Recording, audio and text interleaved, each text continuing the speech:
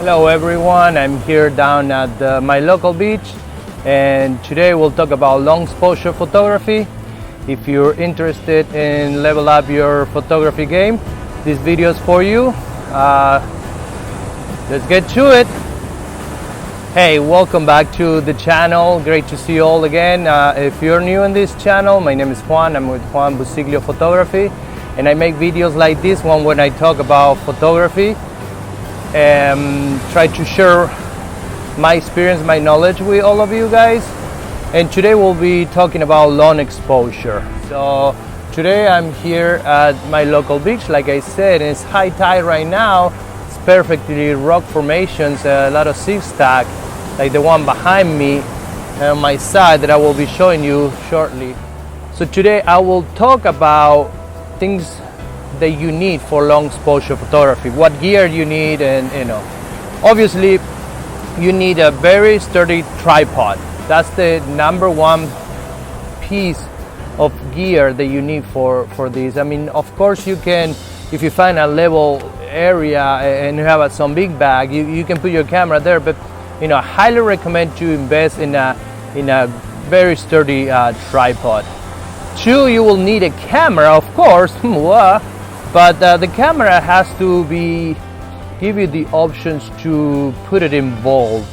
Bulb is when the shutter curtain remain open after you press the shutter button.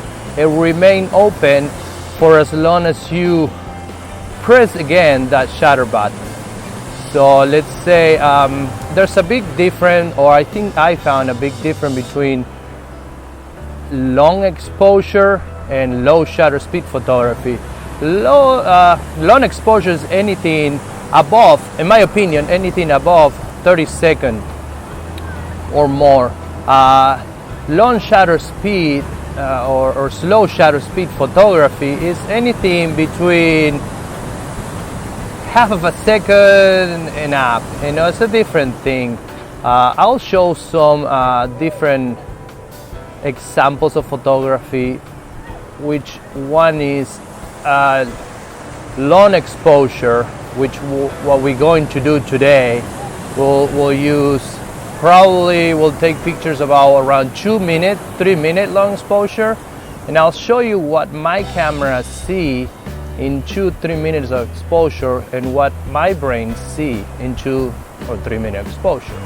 So the next piece of gear that you'll need is some filters. They're essential. Well, not really, but for daytime long exposure photography, yes, you will need filters. So the next piece of gear that you need is remote control, a trigger, a shutter release, to be able to do a really long exposure, more than 30 seconds, 2 minutes. Yes, you can use some cameras allow you to put inside menu, in the menu control, allow you to put these different settings where you can go and tell them how long you want the curtains be open, etc. But if it's not the case of the camera that you own, you can get a really inexpensive shutter release to work with your camera. I highly recommend one. I have a wireless one. I found the wireless better because it's not hanging from my camera or anything. I will put some different items on the description below. So the next piece of gear they will need is a neutral density filter.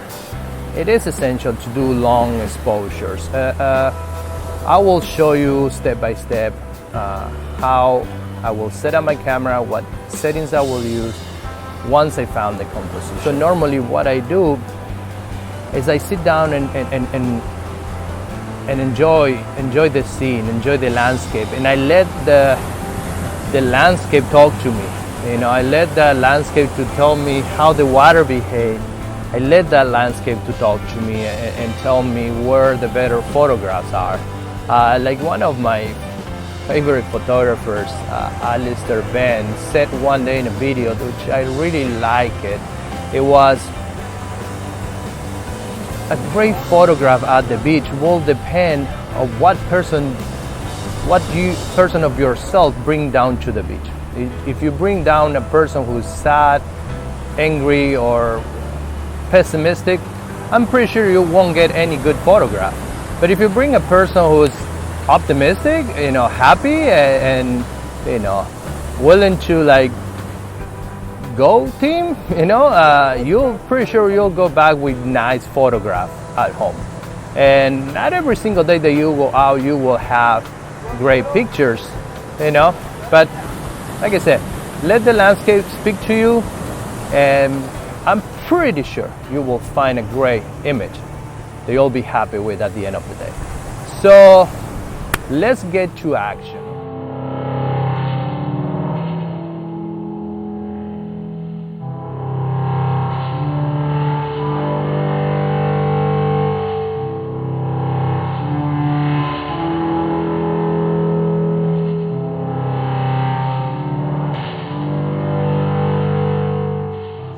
Camera and tripod, and as you can see here, I have my leading lines that it goes to that rock right there, and see how the water coming in. So I'm gonna get a long exposure so all that water can catch the movement. Right now my camera is set up a live view screen mode like always, and exposure is correct. Exposure is a 50 of a second f14, and my focus is right there, so on the middle ground of the picture. My shutter release there. I have this pouch that I use to keep all my filters, and okay, I'm gonna take the picture and then I'll go over with you. So I love how the tie is looking right now. I love my composition. Okay, let's do this.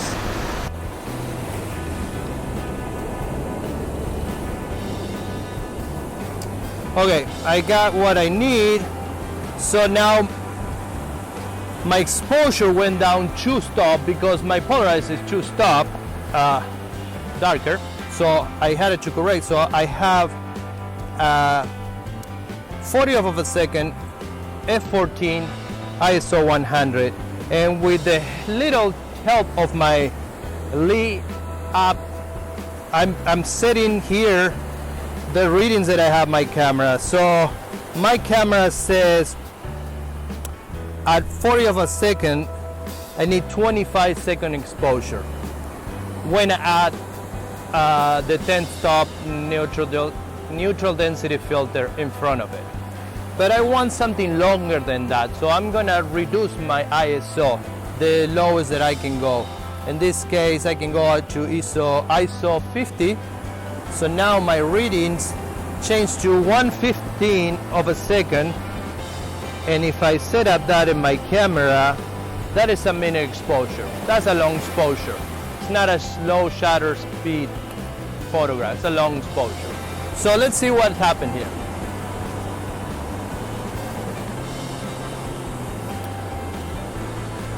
A very important thing, once you have your composition and you got your focus where you want it, make sure to put and turn the focus back to manual to avoid any movement or anything. Just put it that. Once you put the filter in front of it, it's really hard to focus again in some scenarios. In a day like that, yes you can, but in some scenarios it's really hard to do it. So I put my filter on, my 10 stop neutral density filter, and I'm going to shoot. I put my camera on both. It's very important.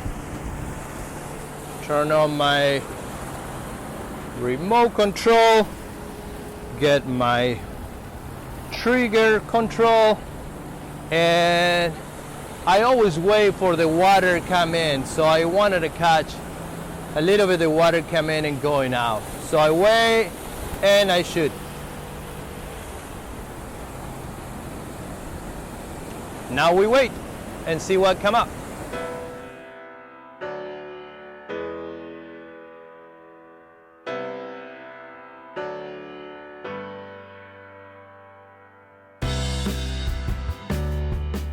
think about it. If you follow these steps, any time that you photograph water movement, you'll get these results. So I'm gonna take one more picture just to be safe. And also leave a little bit room for cropping your image in post-processing. Do not compose super tight. You know, just leave always compose a little wider, so there's always room to crop that in post-processing. And once you got the picture taken, one thing that's very important is like edge patrol. Check the picture, check that everything is okay, check that your focus is correct, check that you have anything, that you don't have anything that distract you, you know, on this picture, you know, or something that don't belong to the picture, to be more specific. So the time is almost up, and I did a little bit longer this time. I did 1 minute 30 seconds because I close my aperture to f16 and see what's happened, see if the different result.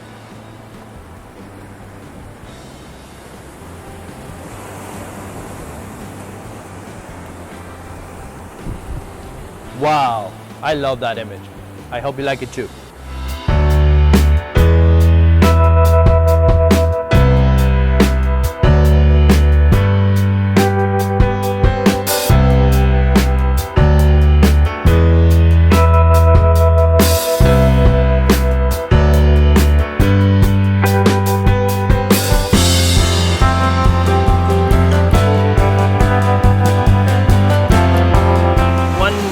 Piece of gear that I forgot to mention earlier is very important, is some tape, some gaffer tape or electrical tape.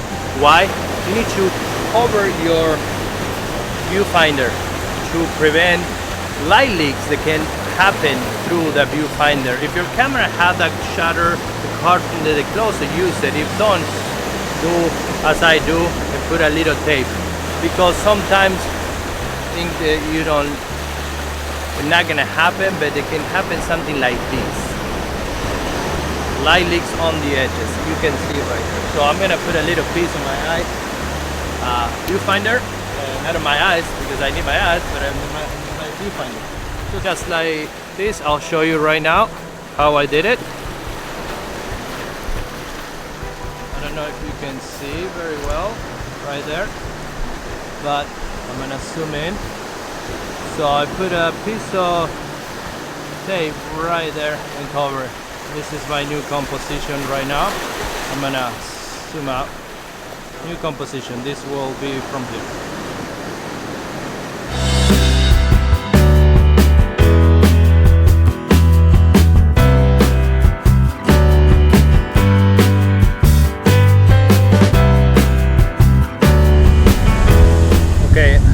I'm going to show you like a little shortcut, if you want to call it, once you find your composition, how to approach the scene. So this is not my best composition of the day, but it's just for the purpose of showing to you how I approach the scene. So I have my camera here. I'm gonna turn the camera. So I don't know if you are able to see. Let's focus there. So once I focus the composition, oh, nice helicopter. This is live. Okay. Once you found your composition, you know and you have your camera level up, your exposure measure is in the center, like we can see there. I'm gonna change my ISO to the lowest that I'm gonna shoot. In this case, L1 is ISO 50. So the things that I do, I turn my camera into aperture priority, and aperture priority tells me that if I put it at f16, I'm gonna have I'm sorry, I'm very new at this. I'm trying to film the best way that possible. So I'm gonna have 20 of a second on my exposure. So 20 of a second. Then what I do, I turn my camera back to manual and I put a dial up in the camera, 20 of a second, and I have a, you know, the reading is a little different, but not so much. But that's how I do it. I first put aperture priority mode. I set the aperture that I desire, that I want to get everything in focus, and then I turn my camera to manual mode. I put all the filters in and I take the shot. So I hope that was helpful for you. It's a way to save time. It's like a shortcut. So when you get your composition, when you find the composition that you want, just make sure the camera is level, the tripod is secure. Put the camera in aperture priority, set your aperture. I normally should be doing f8 and f16 depending. Focus on the middle, you know, on the second third of the image. You will have everything in focus. You can focus stacking if you want, but that's up to you. Here is like, I'll leave it up to you. Once you got all those reading, you put the camera back in manual, you put the filters in the front, and with the help of the application, or you can calculate how long your exposure will be. And then when you got all that ready, just press the shutter and take the picture. All right, let's see what this picture come out. It's not one of my best, but I'm gonna try. Let's see what happens.